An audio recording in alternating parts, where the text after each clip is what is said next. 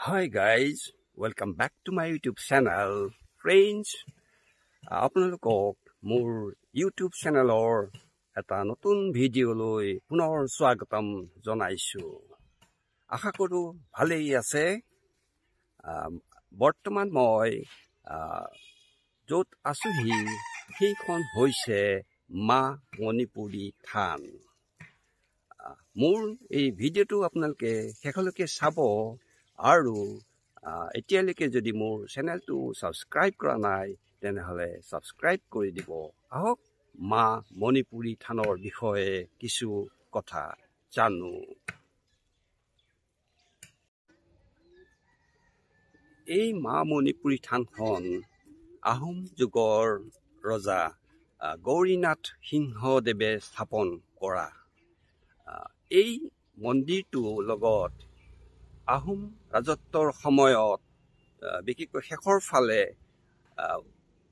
যি মোৱামৰীয়া বিদ্ৰোহ হৈছিলে সেই বিদ্ৰোহৰ লগত এই মন্দিৰটো জড়িত।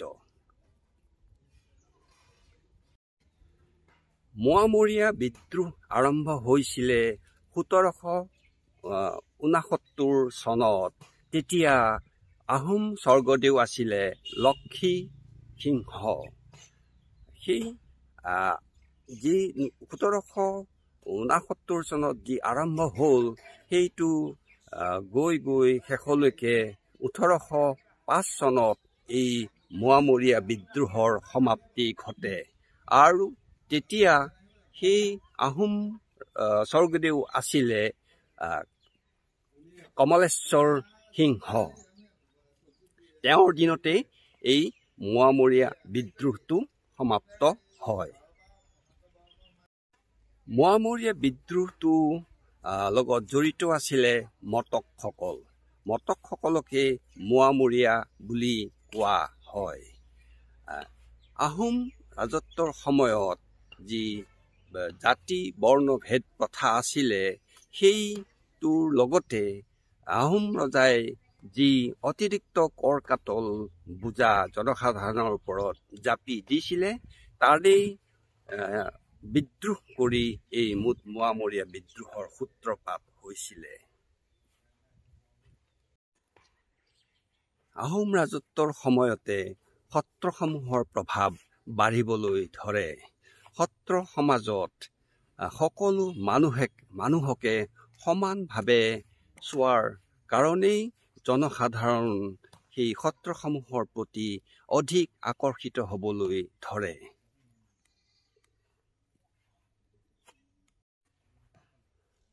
আহোম ৰজাই জনসাধাৰণৰ ওপৰত অধিক কৰ কাটলৰ বোজা জাপি দিয়াৰ কাৰণেও এই মোৱামৰীয়া বিদ্ৰোহৰ ইও এটা কাৰণ হিচাপে চিহ্নিত হৈ আহিছে।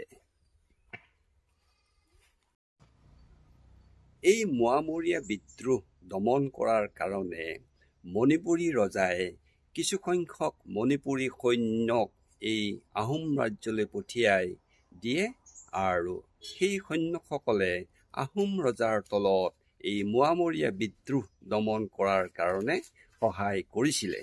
আৰু তাৰেই স্বীকৃতি হিচাপে আহোম স্বৰ্গদেউ গৌৰীনাথ সিংহদেৱে এই মণিপুৰীসকলৰ কাৰণেই এই মন্দিৰটো নিৰ্মাণ কৰি দিছিলে। এই মা মণিপুৰী থানটোত আহোম যুগৰ আৰু আহোম সমাজ আৰু মণিপুৰী সমাজৰ কলা সংস্কৃতিৰ এটা সংমিশ্ৰণৰ এটা অপূৰ্ব নিদৰ্শন হিচাপে স্থাপন হৈছে।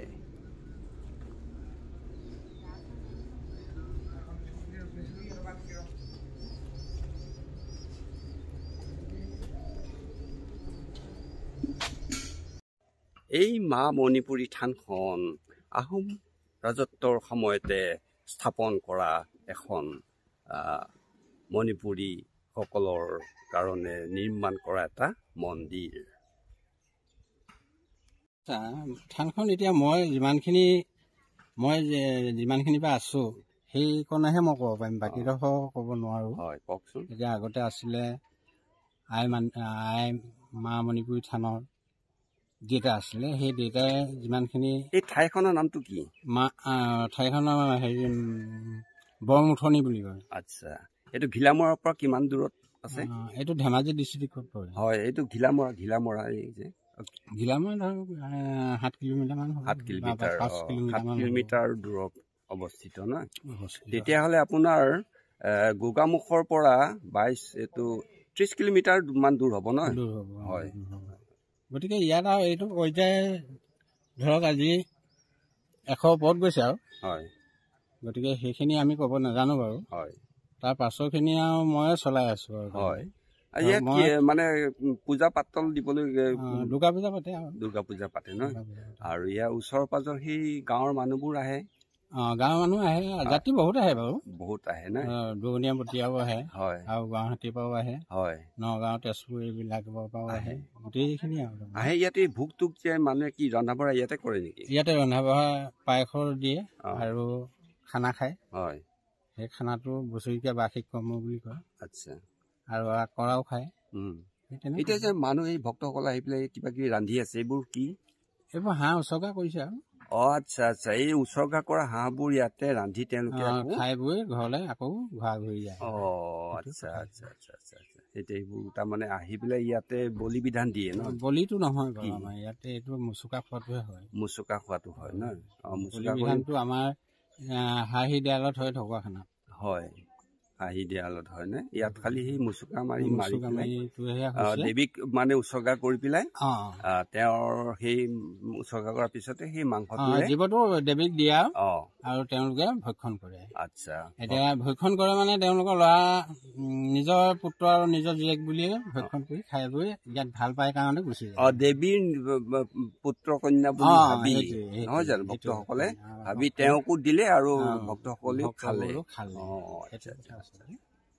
ঠিক আছে দিয়ক, আপোনাক লগ পাই ভাল লাগিলে, কথা পাতিও ভাল লাগিলে। হয় হয় হয়। গতিকে নিশ্চয় আকৌ লগ পাম। নিশ্চয় নিশ্চয়। মায়া শ্ৰীচৰণত যেন সদায় যেন শক্তি দিয়ে। হয় হয়। মই এই সৰল প্ৰাৰ্থনা। হয় হয়, ঠিক আছে দিয়ক, বাৰু লগ পাম। এই মা মণিপুৰী থানটো হৈছে অসমীয়া সমাজ আৰু মণিপুৰী সমাজৰ সংমিশ্ৰণত এটা অপূৰ্ব নিদৰ্শন হিচাপে পৰিগণিত হৈ আহিছে।